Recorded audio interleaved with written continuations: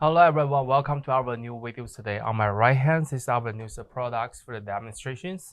Now let me give you the overall dimensions first.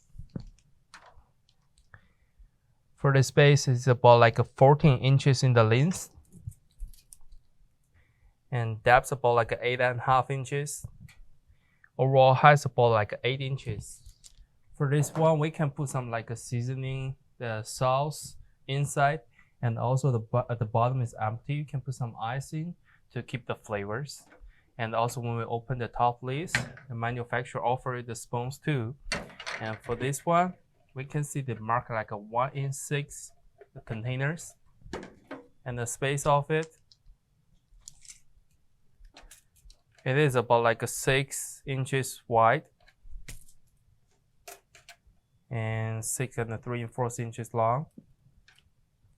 And depth about like 4 inches.